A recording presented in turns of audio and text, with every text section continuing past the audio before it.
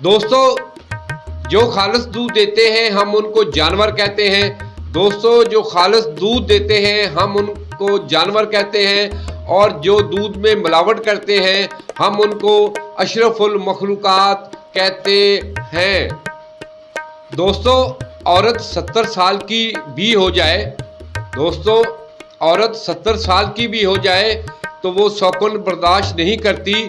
ये औरत की फितरत है। अगर दुनिया की खूबसूरत तरीन औरत भी मिल जाए तब भी दूसरी औरत की ख्वाहिश नहीं छोड़ेगा।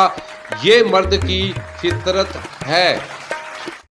दोस्तों, कभी किसी मौलवी को ये सुन्नत बयान करते हुए सुना है कि नबी पाक ने सारी ज़िंदगी हाथ से रोज़ी कमाई और दीनी मामलात में कभी किसी से उजरत नहीं मांगी।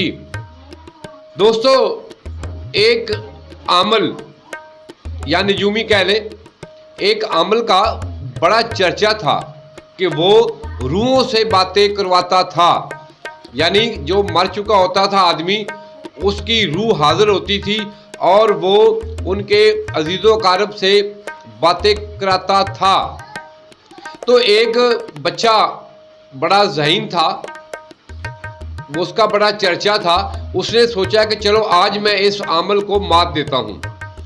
वो बच्चा अमल के पास गया और बोला कि ये लो 500 रुपया और मेरे दादा मरहूम से मेरी बात करवा दो, मेरे दादा मरहूम की रूह से मेरी बात करवा दो। अमल उसको एक कमरे में ले गया। कमरे में उसने लाइटें बंद कर दी और वहाँ पर अगरबत्तियाँ वगैरह जल रही थी। अचानक एक आदमी अंधेरे में आया और उसने कहा, बोलो मेरे पोता, यहाँ किस लिए आए हो? आमल का चेला था। आमल का चेला बोला, ये आपके दादा की रूह हाजिर हो गई है और वो आपसे बात कर रही है। तो बच्चे ने बड़ी मासूमियत से कहा, दादाजी यहाँ पर तेरी रूह क्या कर रही है? मैं तो आपको सही सलामत और जिंदा घर पर छोड़कर आया हूँ। दोस्तों, एक मैयत का मुंह देखते ही एक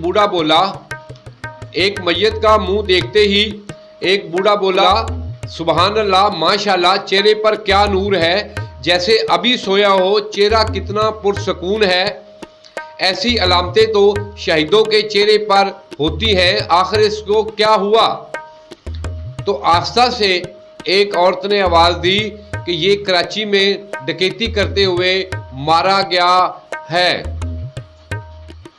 दोस्तों, जो खालिस दूध देते हैं हम उनको जानवर कहते हैं। दोस्तों, जो खालिस दूध देते हैं हम उनको जानवर कहते हैं, और जो दूध में मिलावट करते हैं हम उनको अशरफुल मखलूकात कहते हैं। दोस्तों, औरत 70 साल की भी हो जाए तो वो शौक़न बर्दाश्त नहीं करती। ये औरत की फितरत है। अगर दुनिया की खूबसूरत तरीन औरत भी मिल जाए तब भी दूसरी औरत की ख्वाहिश नहीं छोड़ेगा। ये मर्द की फितरत है।